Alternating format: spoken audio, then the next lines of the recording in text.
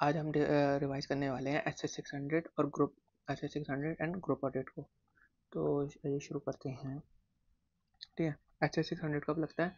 जब हम किसी दूसरे ऑडिटर का काम यूज़ करते हैं to form and expressing opinion on the financial statement of our report. ठीक है, SS600 का जॉइंट ऑडिट पे अप्लाई नहीं होता है। SS600 बेसिकली बनाया गया है कंसोलिडेशन के केस में। कंसोलिडेशन में एक होता है पेरेंट, एक होता है सब्सिडरी। सब्सिडरी का ऑडिट कर रहा होता है किसी और ऑडिटर ने, पेरेंट का ऑडिटर करना होता है हमने। जैसे हम पा बोलेंगे, सब्सिडरी ऑडिटर को हम अदर ऑडिटर कहते हैं बा या बा बोलेंगे। ठीक ठीक है।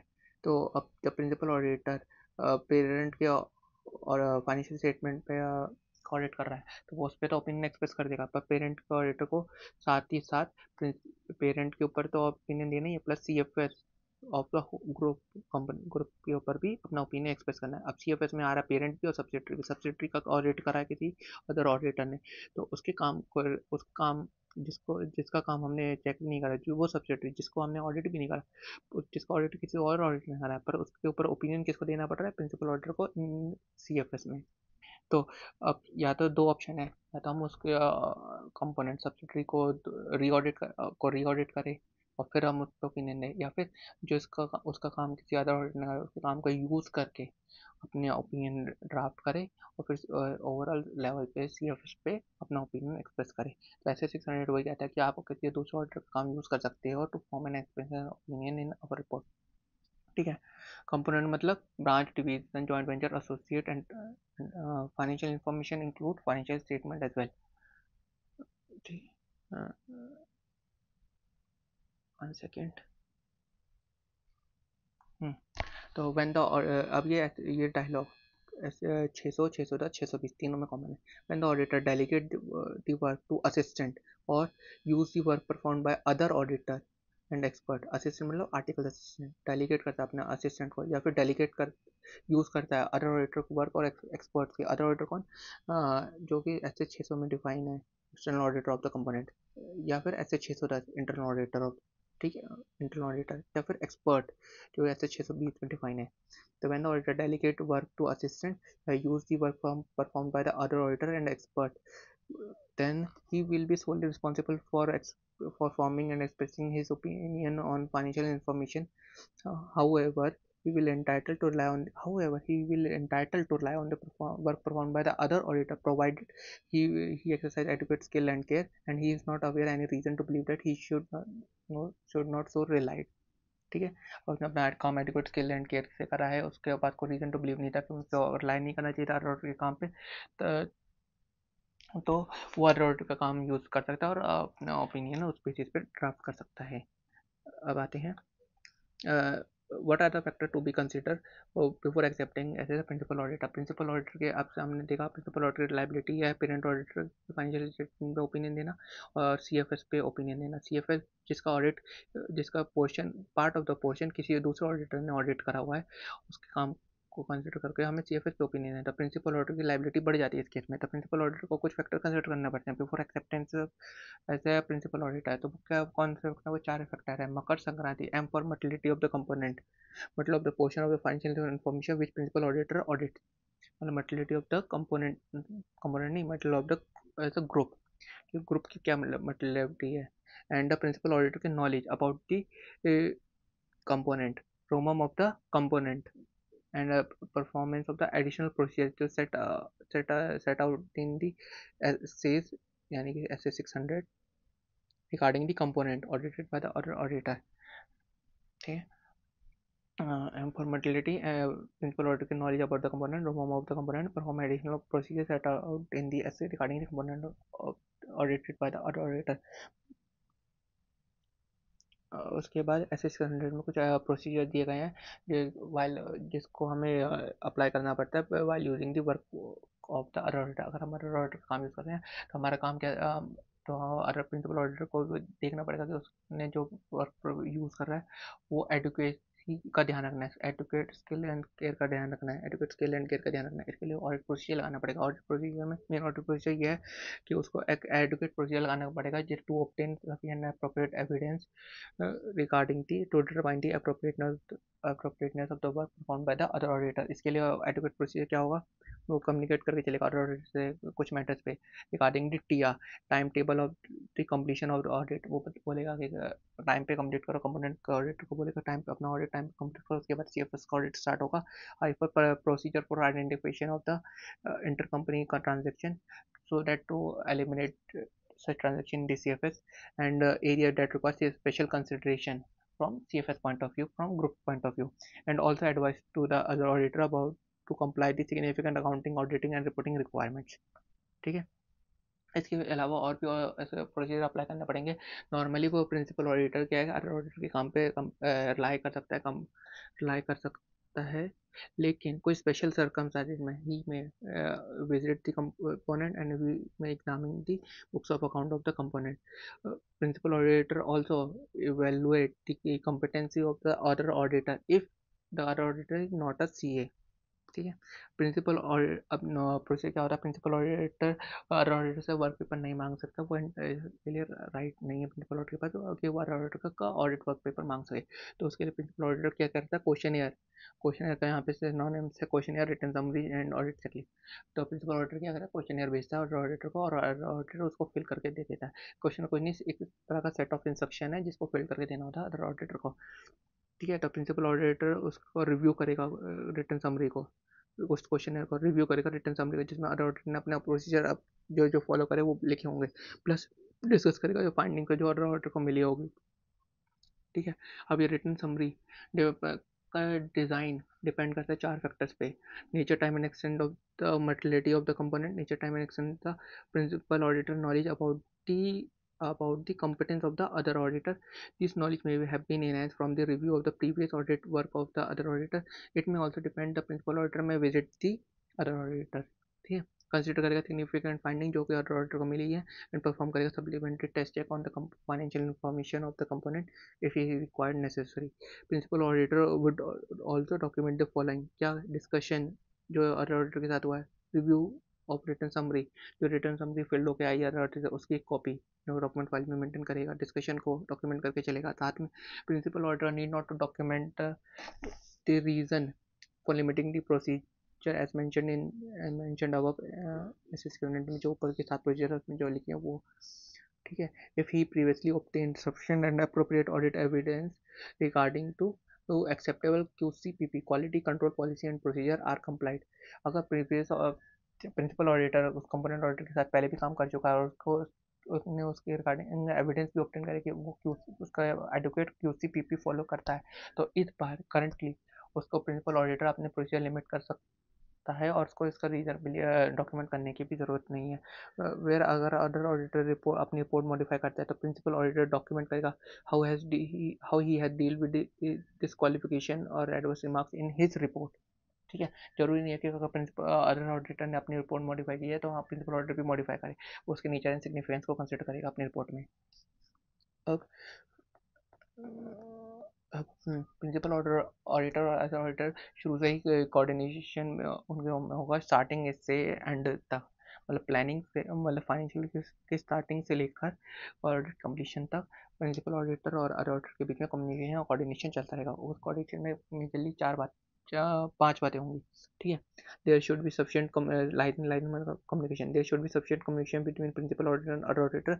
For this purpose principal auditor issue written communication to other auditor about the timetable, area that requires special consideration, reporting and procedure requirements।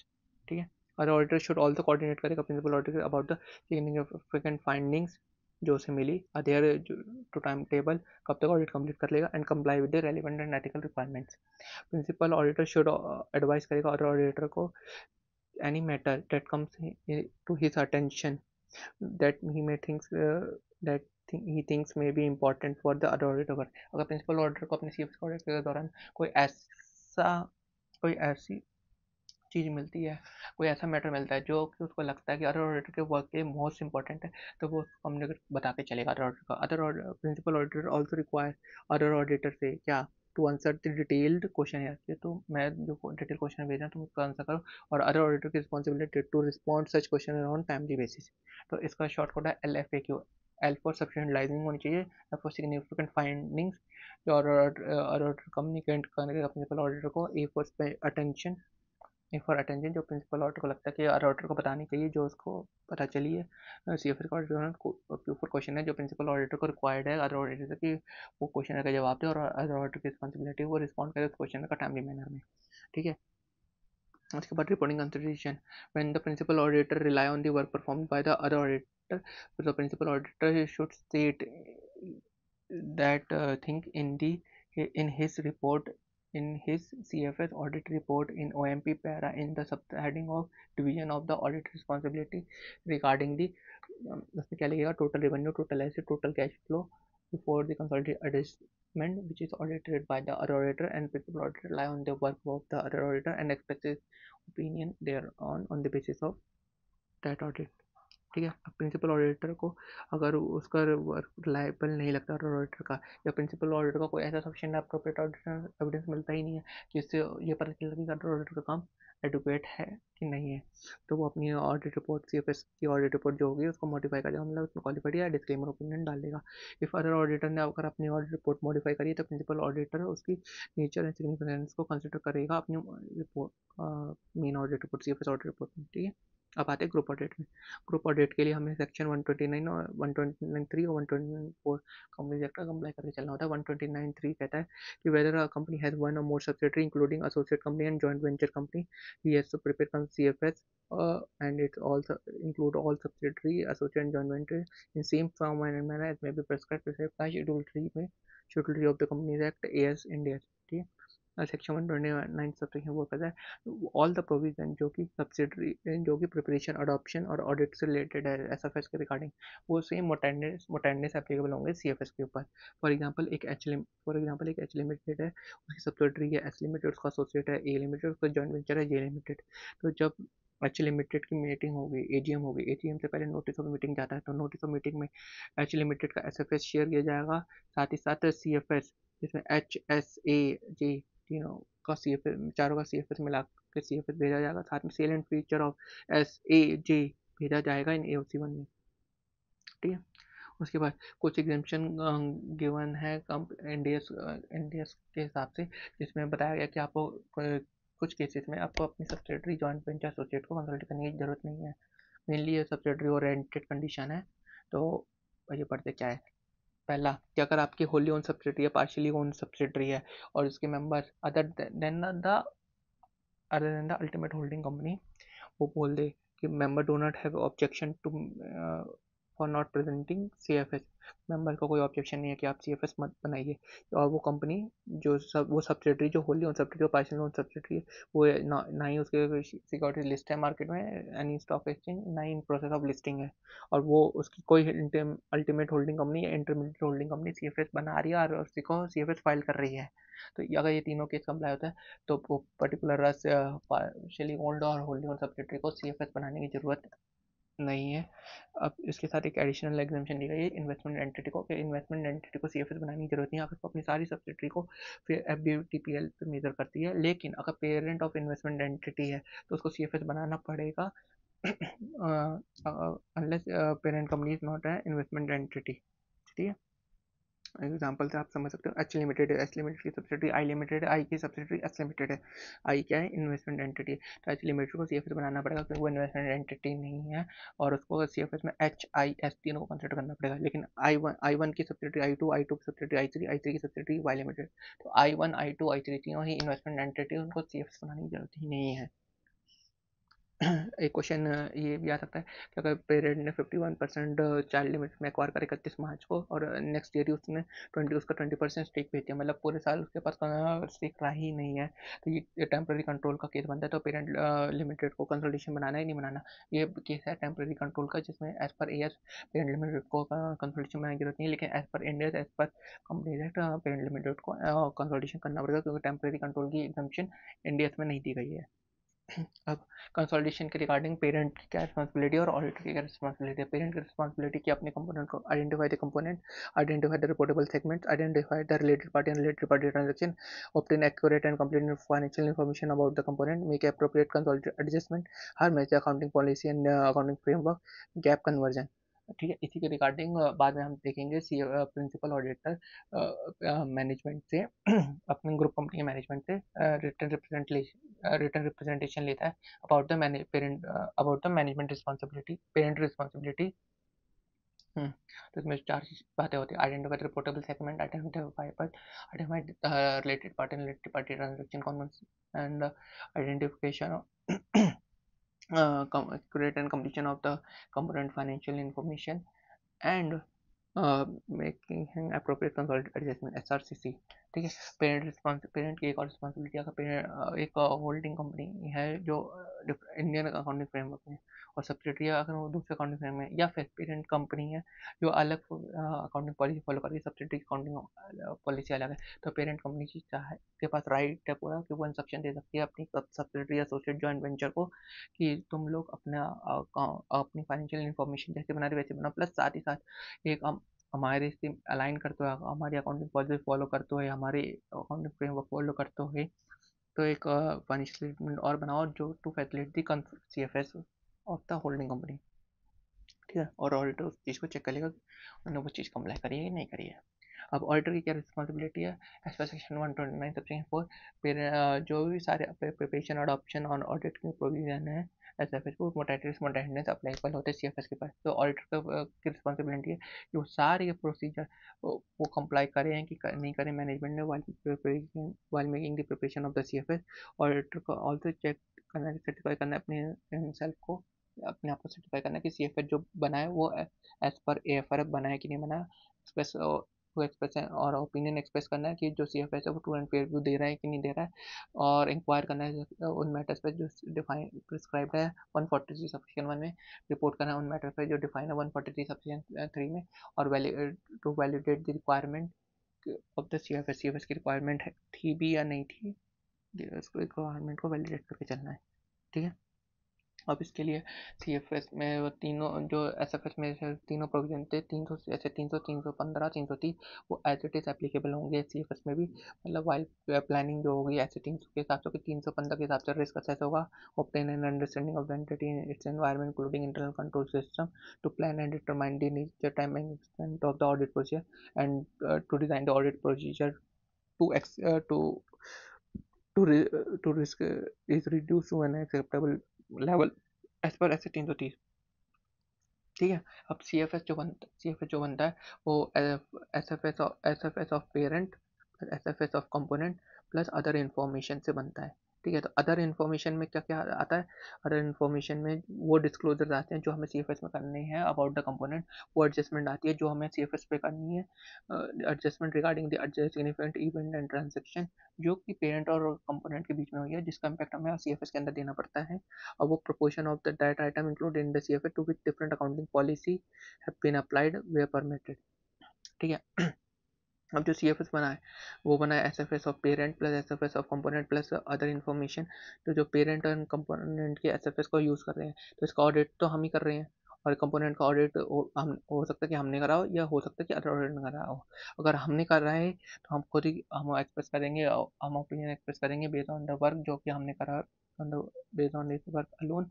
लेकिन वो काम जो कि अदर ऑडिटर ने करा है, वो कंपोनेंट जिसका ऑडिट अदर ऑडिटर ने करा है, तो उसके लिए हमें SS 600 अप्लाई करना पड़ेगा, और SS 600 अप्लाई करने के लिए और SS 600 अप्लाई करना पड़ेगा using the work of another audit करना पड़ेगा। तो हमें स्टैट्यूटरी ऑडिट ऑफ कंपोनेंट से असिस्टेंट की रिक्वायरमेंट होगी while the auditing of the CFS। तो लेकिन ये एक सेपरेट टास्क होगा, इसके लिए कंपोनेंट ऑडिटर मना भी कर सकता है और इसके लिए अलग से फीस भी चार्ज कर सकता है। अगर वो मना फीस चार्ज करके असेस करता है CFS को ऑडिट में तो ठीक है, अगर वो मना करता है तो मैनेजमेंट को एक नया ऑडिटर अपॉइंट करना होगा to assess the audit of the CFS or to assist the principal auditor to audit the CFS। ठीक है, लेकिन अगर पेरेंट का ऑडिटर कंपोनेंट का ऑडिटर सेम है तो ऐसे 600 नहीं लगेगा, ये तो आप कॉमन सी बात है, आप जानते होंगे। ठीक है, अब ऐसे 600, अब concept of materiality of a group as a whole समझते हैं। देखो, एक ब्रांच 1 है, ब्रांच 2 है, ब्रांच सब्सिडरी 1 है, सब्सिडरी 2 है, एक स्टैट्यूटरी ऑडिटर है जिसमें ब्रांच 1 W एक्स, ब्रांच 2 का ऑडिटर, सब्सिडरी 1 का ऑडिटर Y एंड Z है, सब्सिडरी 2 का ऑडिटर। इनकी इंडिविजुअल ये क्या है, कंपोनेंट हैं एक ग्रुप के, उसकी मटेरियलिटी हमने इंडिविजुअल निकाली 15 लाख, 10 लाख, 2 लाख, 5 लाख। अब हमने ऐसे ग्रुप की मटेरियलिटी निकाली फॉर एग्जाम्पल 50 लाख। तो ये ग्रुप की मॉडलिटी हमने जो निकाले वो क्यों निकाले? To assess the appropriateness of the consolidated adjustment. जो भी सीएफएस के दौरान कंसोलिडेटेड एडजस्टमेंट हुई होगी वो ग्रुप लेवल की मॉडलिटी को ध्यान में रखते हुए उसका ऑडिट किया जाएगा। ठीक है, तो ऑडिटर क्या करेगा? Compute the materiality for the group as a whole while doing the audit of the CFS। ठीक है, सपोज अब दूसरी सिचुएशन, जैसे फॉर एग्जांपल टर्नओवर ब्रांच का 60 लाख, सब 31 का टर्नओवर है 80 लाख और मॉडल फॉर द ग्रुप है 1 करोड़। ठीक है, तो अब ये मर्टिलिटी है मैनेजमेंट लेवल मर्टिलिटी टू डिसाइड कि हमें इनको अपने सीएफएस में कंसिडर करना है कि नहीं करना है। अब जैसे कि ब्रांच वन और सब्सिडरी वन दोनों 1 करोड़ से कम है, तो ब्रांच वन और सब्सिडरी वन को ग्रो कंसोलिडेशन में सीएफएस में कंसिडर नहीं किया जाएगा। लेकिन अगर प्रिंसिपल ऑडिटर यही चेक करेगा कि कौन जो सीएफएस में सारे कंपोनेंट आ रहे हैं वो मटेरियल कंपोनेंट है कि नहीं है। अगर वो कुछ कोई ऐसा कंपोनेंट है जो मटेरियल नहीं है पर प्रिंसिपल ऑडिटर को लगता है कि मेरे को इसे इनकॉर्पोरेट कराना चाहिए, तो वो करा सकता है, मैनेजमेंट उसमें मना नहीं कर सकती और उसके लिए वो अदर ऑडिटर का काम भी यूज़ कर सकता है। तो अब क्वेश्चन ये आएगा कि हम ग्रुप लेवल मॉडलिटी क्यों निकालना है? तो पहला रीजन यही है, to assess the appropriateness of the consolidated adjustment that made by the management in while preparing the preparation presentation of the CFS. ठीक है, दूसरा जो मैनेजमेंट लेवल मॉडलिटी है, to determine whether component financial statement are material to the group, to determine whether they should scope in additional component, and to communicate the component of we auditor calculate the multiplicity of the group as a whole to communicate the component auditor if he requires for a true and fair view of the CFS. And another use of group modality you have to evaluate modified opinion in the audit report of the component, and principal auditor consider the nature significance of such modification in his report। अगर component के auditor ने अगर modify कर रखी है अपनी report और वो कंपोनेंट अगर मटीरियल हम अपनी जो ग्रुप लेवल मटेरियलिटी है उसके बेसिस पे डिसाइड करेंगे उसके नेचर सिग्निफिकेंस को कि उसको हमें कितना नेचर उसको मॉडिफिकेशन कंसिडर करना चाहिए अपनी रिपोर्ट में या नहीं, या कितना कंसिडर करना चाहिए उसके नेचर और सिग्निफिकेंस को कितना कंसिडर करना चाहिए, वो ग्रुप लेवल मटेरियलिटी से डिसाइड होता है। मतलब अगर क्या कंपोनेंट को ने ऑडिट किया उसने मॉडिफाई ओपिनियन दिया तो सीएफएस जरूरी नहीं है कि सीएफएस का ऑडिटर भी अपनी ऑडिट रिपोर्ट से मॉडिफाई करे, हो सकता है मॉडिफाई ओपिनियन दे एज पर 600। यही बात हमने सीखी थी। ठीक है, अब हम सीएफएस का ऑडिट करेंगे तो उससे हमें प्लान करना होगा, प्लान करना होगा तो हमें सारे 300 तीनों फॉलो करना होगा। तो प्लानिंग के समय क्या कौन से फैक्टर ध्यान रखने हैं? एज पर जैसे 300 understand the group structure including internal control, system control and application control. System control मतलब सिस्टम में पासवर्ड है तो सिस्टम कंट्रोल, सिस्टम में एक टैली सॉफ्टवेयर है, टैली सॉफ्टवेयर का एक पासवर्ड है, टैली वर्ल्ड पासवर्ड, वो हो गया एप्लीकेशन बेस्ड कंट्रोल। तो हमें अंडरस्टैंड करना है कि ग्रुप स्ट्रक्चर कैसा है, उसके कंट्रोल आईटी कंट्रोल कैसे है, सिस्टम बेस्ड कंट्रोल भी समझना है, एप्लीकेशन बेस्ड कंट्रोल भी समझना है, अंडरस्टैंड करना है अकाउंटिंग पॉलिसी दोनों की, पेरेंट की भी कंपोनेंट की। अगर वो दोनों सेम ही है तो ask component to change it. Nature time and extent of audit procedure based on the ROMM. जो हमने रोमम निकाला है एंड ग्रुप लेवल पे उसकी बेसिस पे हम अपना ऑडिट प्रोसीजर डिजाइन करेंगे, डिटरमाइन करेंगे कि कितना use of the other auditor work use करना अपने सीएफएस ऑडिट में और कोऑर्डिनेट करके चलेंगे अदर ऑडिटर के साथ अपने वर्क के रिगार्डिंग। ठीक है, तो पहला point understanding the group structure including the IT control, system control and application control, understanding accounting policy of parent and component as well. If not same, ask the component to change it. Nature, time and extent of the audit procedure based on the ROMM, and determine the extent of the use of the other auditor work, and coordinate the work with coordinate regarding the work of the other auditor। For CFS consolidate करना हमें सारे component का जो required है, auditor ensure करेगा वो सारे component का कंसोलिडेशन हुआ है कि नहीं, वो कंपोनेंट छोड़ देना जो कि इमटेरियल है या टेम्प्रोरी कंट्रोल अंडर एएस की एग्जम्पशन से बाहर हो गए हैं। ठीक है, अब सारे कंपोनेंट का हमने कंसिडर करा है कि नहीं करा सीएफएस में मैनेजमेंट ने, ये ऑडिटर को चेक करना होता है। ऑडिटर इसको चेक करने के लिए कुछ एडिशनल प्रोसीजर लगाएगा, और एडिशनल प्रोसीजर क्या हो सकते हैं?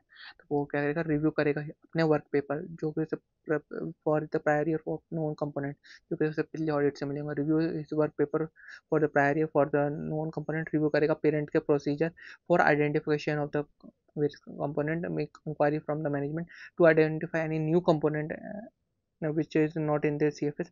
रिव्यू करेगा इन्वेस्टमेंट पेरेंट की भी कंपोनेंट की भी, रिव्यू करेगा other arrangement that have not been included in the CFS, review करेगा joint venture and joint arrangement को, रिव्यू करेगा statutory record for example section 189 registered under section 199 186 एंड 190। 186 कहता है 186 के रजिस्टर में होता है कि कंपनी ने अपनी सारी लोन करेंट सिक्योरिटी इन्वेस्टमेंट जहाँ जहाँ करी हुई है वो वहाँ मेंशन होती है उस रजिस्टर में। और 190 होता है जिसमें डायरेक्टर आप डिस्क्लोज करते हैं कि उनका किस कंपनी में इंटरेस्ट है। इंटरेस्टेड है वो, और identify the change in the share holding that have been taken place during the reporting period. ठीक है, मतलब फॉर इनफैक्ट दोबारा बोलो, अपने ऑडिट वर्क पेपर रिव्यू करो जो पिछले साल के हैं, रिव्यू करो, पेरेंट कैसे आइडेंटिफाई करता है अपने कंपोनेंट को, इंक्वायरी करो मैनेजमेंट से कि कोई नया कंपोनेंट ऐड हुआ है जो सीएफए में कंसिडर नहीं किया, रिव्यू करो इन्वेस्टमेंट को, पेरेंट की भी और कंपोनेंट की। क्यों? तो फॉर एग्जांपल एच लिमिटेड है, ए लिमिटेड और बी लिमिटेड और एस लिमिटेड है। ए लिमिटेड और B limited subsidiary H limited की, इक्विटी एच लिमिटेड है, कोई अनदर एंटिटी जिसका इक्विटी शेयर कैपिटल है 10 करोड़, तो एच लिमिटेड ने भी इन्वेस्टमेंट कर रखी है इसमें 2 करोड़ की, ए लिमिटेड ने इन्वेस्टमेंट करके 3 करोड़ की, और बी लिमिटेड ने 1 करोड़ की। देखा जाए तो 6 करोड़ पे इन्वेस्टमेंट कर रखे हैं group company point of view से देखा जाए तो वो भी हमारी अनदर कंपोनेंट कहलाई जाएगी। इसलिए हम इन्वेस्टमेंट रिव्यू करते हैं, review the investment of parent component as well. Review करेंगे joint venture and joint arrangement और एग्रीमेंट्स को, रिव्यू करेंगे statutory order, for example register section 186 का रजिस्टर और 190 का रजिस्टर पर आइडेंटिफाई करेंगे changes in the share holding pattern, जो भी चेंजेस आए होंगे। ठीक है, टू आइडेंटिफाई द कंपोनेंट। एक क्वेश्चन एमसीक्यू पर्पस से याद रखता है कि देखो सब्सिडरी क्या होती है जिसके जिसके हमारे पास 50% और मोर पावर है, और या फिर सब्सिडरी ऐसे डिफाइन होते हैं डिफैक्टो कंट्रोल से जिसका हमारे पास control over the composition of the board of director है, उसका स्टेक नहीं है पर हम फिर भी उसका बोर्ड ऑफ डायरेक्टर को कंट्रोल कर सकते हैं, कॉम्पोजिशन को हर किसी को भी डायरेक्टर को हटा सकते हैं या जो ऐड ऑन कर सकते हैं। एसोसिएट हुआ जिसमें हमारे पास मिनिमम 20% स्टेक है, या फिर वो दूसरी कंपनी है, वो कस्टमर हमारे एक्ट थे, वो क्या particular in business decision of the other entity, वो हमारे हमसे पूछ के सारे डिसीजन लेती है, क्योंकि शायद हो सकता है कि हमने उसको टेक्नोलॉजी को नो प्रोवाइड किया हो जिसके बेसिस पे उसका सारा कंट्रोल हमारे पास आ गया हो, या फिर जॉइंट वेंचर हो। तो अगर ऑडिटर को चेक करना है कि कौन कोई सब्जेक्ट का एक्सक्लूड नहीं हुई तो वो उसके लिए क्या करेगा, बोर्ड मीटिंग पड़ेगा, बोर्ड मीटिंग के मिनट्स पड़ेगा, तो जिससे उसे पता चले कंट्रोल ओवर कंपोजिशन और पर्टिकुलर एनी कोई बिजनेस डिसीजन, जो ये वाली बात है, या फिर एग्रीमेंट जो भी जॉइंट वेंचर के रिगार्डिंग बनाया होगा वो बोर्ड मीटिंग से पड़ेगा, बोर्ड मीटिंग के मिनट्स ऑफ मीटिंग से पढ़ के ये चीज़ आइडेंटिफाई करेगा। बाकी जो स्टेक की बात है वो तो सेक्शन 186 शेयर होल्डिंग पैटर्न और से पता चल ही सकता है। ठीक है, अगर कोई सी एफ एस की कंसल्टेशन में कोई कंपोनेंट बाहर है तो वो अगर as per F R F है तो ओके, अगर अगर उसके बाद as per F R F नहीं जानबूझ के बाहर करा गया, उसका सी एफ एस जानबूझ के इंकॉर्पोरेट नहीं करा होगा, मैंने ऑर्डर के कहने के बाद भी मैंने उसको इंकॉर्पोरेट नहीं करता अपने सी एफ एस में, तो ऑर्डर केस में मॉडिफाई ओपिनियन दे सकता है अपना सी एफ एस पे। अब सब्सिडी की कंसल्टेशन करते हैं, कैसे करेंगे, तो सब्सिडी की कंसल्टेशन हम एक पर एज पर ए एस भी होता है, एज पर इंडियस भी होती है, हमें एज पर इंडियस ज़्यादा रेलिवेंट है एग्जाम के लिए तो हम वही पढ़ते हैं। तो सब्सिडरी कंसोलिडेशन करने के लिए हमें लाइन बाय लाइन कंबाइन करनी है, नहीं है सभी एसेट लायबिलिटी इनकम एक्सपेंस और कैश फ्लो को लाइन बाय लाइन बेसिस पे। ठीक है, गुडविल कैलकुलेट करनी है, गुडविल और कैपिटल रिजर्व को और एनसीआई को as per Ind AS 103, calculate the purchase consideration as per pooling of interest method as per Ind AS 103, adjustment like elimination of inter group transaction, elimination of the account balance intergroup account balance, elimination of unrealized profit of group companies and deferred tax adjustments etc. Eliminate ये सारी adjustment करनी है as per इंडेस 103 वो 110। And in case of associate company, investment in associate company, तो हमें उसकी associate company की investment को कंसोलिडेशन करना है इंडियस 128 के हिसाब से, इक्विटी मैंडेट के हिसाब से, और अगर जॉइंट वेंचर जॉइंट अरेंजमेंट रहता है तो उसका कंसोलिडेशन करना है इंडियस 111 के हिसाब से। ठीक, और अगर सेप एक्विजिशन का केस में तो जो first acquired for example H limited ने ए लिमिटेड में इन्वेस्टमेंट करी 10% की, देन मिड ऑफ द यूज ने कर दी 45% इन्वेस्टमेंट, अब कंट्रोलिंग से आ गया तो ए लिमिटेड भी हमारा कंपोनेंट है, तो जो एच लिमिटेड में स्टार्टिंग में इन्वेस्टमेंट करी थी 10% उसको हम फेयर वैल्यू पे मेजर करेंगे on the date of the acquisition on the permanent consolidated adjustment as per Ind AS 103। ठीक है, ऑडिटर का काम यही है कि जो परमानेंट कंसोलिडेटेड एडजस्टमेंट और करंट पीरियड कंसोलिडेटेड एडजस्टमेंट है वो अप्रोप्रिएट है कि नहीं, वो इसको वेरीफाई करेगा, और वो ऑडिटर का ये भी ध्यान देगा to pay attention on the off balance sheet entity which sometimes do not qualify the definition of the subsidiary, how a parent might have transferred the risk of various business venture to these entity, and auditor should also consider the de facto control। de facto control मतलब जिसमें हमने अपना stake नहीं खरीदा फिर भी हम उसके composition of board of director को चेंज करने का पावर रखते हैं, ऐसे कुछ राइट जो अदर देन स्टेक होते हैं वो उसको कंसिडर करके चलेगा। ठीक है। अब दो तरफ की एडजस्टमेंट होती है, permanent consolidated adjustment and current period consolidated adjustment. Permanent consolidated adjustment वो एडजस्टमेंट जो डेट ऑफ एक्विजिशन पे या स्टेप एक्विजिशन के दिन करी जाती है।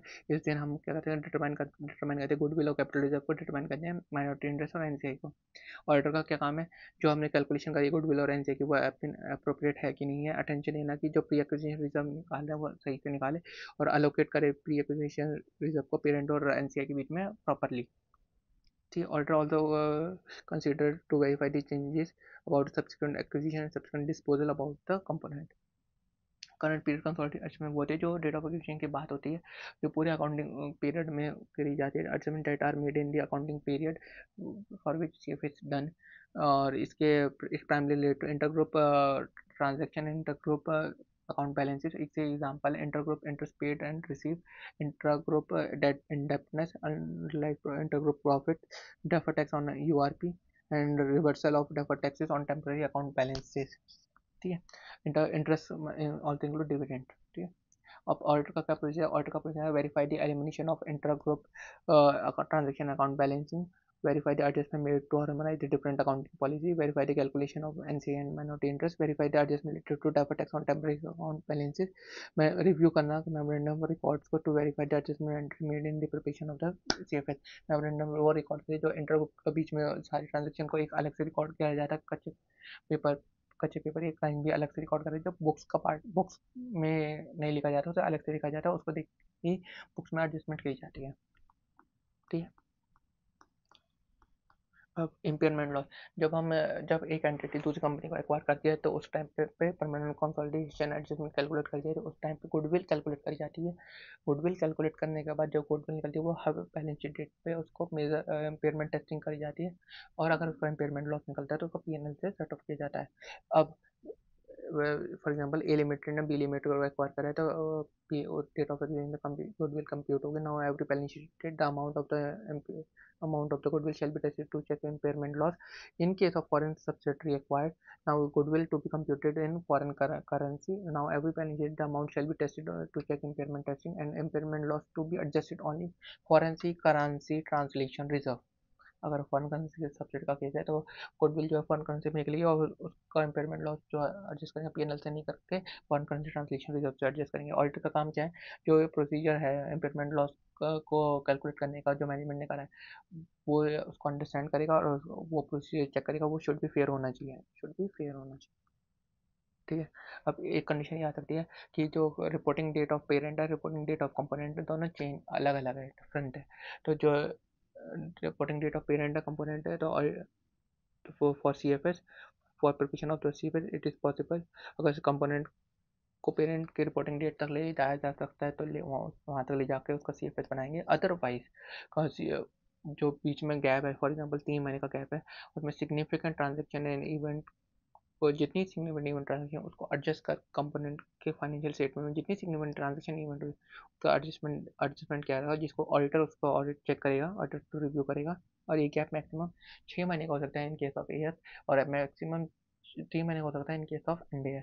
अगर ऑडिटर ये भी देखेगा कि जो गैप है, मतलब फॉर एग्जाम्पल 1 साल 3 महीने का है, अगले साल 5 महीने का है, अगले साल 6 महीने का आया, तो गैप कंसिडर नहीं है तो ऑडिटर कुछ नहीं कर सकता। ऑडिटर को कंसिडर करना पड़ेगा इन सबको और इंश्योर करना पड़ेगा कि सारे चेंजेस प्रॉपरली रिफ्लेक्ट हो रहे हैं कि सीएफएस में या नहीं, रिफ्लेक्टेड एंड डिस्क्लोज हो रहे हैं सीएफएस में या नहीं।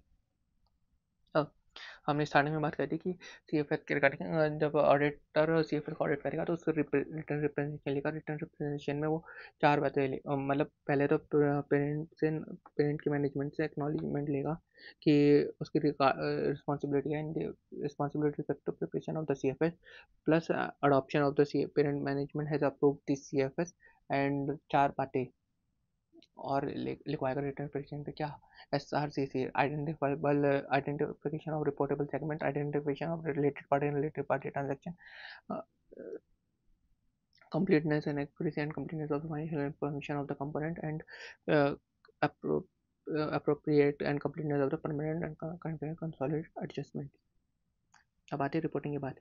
अब दो चीज़ें हो सकती है, जब पेरेंट का ऑडिटर कंपोनेंट का ऑडिटर दोनों सेम ही ऑडिटर हो, या पेरेंट का ऑडिटर कंपोनेंट ऑडिटर दोनों अलग अलग ऑडिटर हो।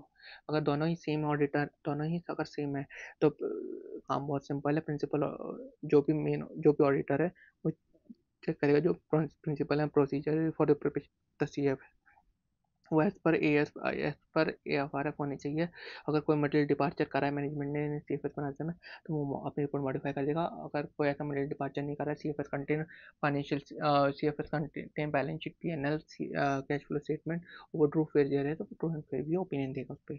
लेकिन अगर पेरेंट का ऑडिटर और कंपोनेंट का ऑडिटर अलग अलग इंसान है, तो ऑडिटर ये बात ऑडिटर्स के लिए ऐसे 600 कंप्लाई करेगा। उसके लिए वो अपना ना OMP पैरा में एज पर एस 706 वो ये बात अपनी OMP पैरा में डिवीजन ऑफ रिस्पॉन्सिबिलिटी में स्पेशली मेंशन करेगा कि अदर कंपोनेंट का ऑडिट किसी दूसरे ऑडिटर ने करना है, उसका total revenue, total cash flow, total asset rupee में और परसेंटेज अमाउंट में मेंशन करेगा before giving the impact of the permanent and current period consolidated adjustment. वो साथ में एक स्टेटमेंट भी लिखेगा कि ये मेरा OMP में ये लिखना कि ये ऑडिट किसी और दूसरे ऑडिटर ने करा है, इन कंपोनेंट का ऑडिट दूसरे ऑडिटर ने करा है, ये क्वालिफिकेशन नहीं है। ठीक है। अब एक क्वेश्चन याद रखिए, फाइनेंशियल स्टेटमेंट पेरेंट का और फाइनेंशियल स्टेटमेंट का कंपोनेंट का दोनों का फ्रेमवर्क अलग अलग हो, एप्लीकेबल फाइनेंशियल रिपोर्टिंग फ्रेमवर्क अलग अलग हो। तो हो सकता फॉर एग्जांपल इंडियन एक है इंडियन पेरेंट जिसमें इंडियस लगता है, एक है फॉरेन सब्सिडरी जिसमें US कैप लगता है। तो अब इसको CFS बनाने के लिए फाइनेंशियल कन्वर्ट करना पड़ेगा इंडियन पेरेंट इंडियस के हिसाब से। तो अगर ये कन्वर्जन पेरेंट ने खुद ने करा है, पेरेंट की मैनेजमेंट ने खुद ने करा है, to perform conversion from the framework component to framework of the CFS, तो ये एडजस्टमेंट को प्रिंसिपल ऑडिटर को चेक करना पड़ेगा। Principal auditor are audited by the principal auditor to ensure that financial information of the component is suitable and appropriate. अगर ये adjustment component ने करा है, कंपोनेंट में also prepare the financial statement on some basis as principal to facilitate the CFS, then auditor का काम है they perform necessary procedure to determine compliance of the group accounting policy.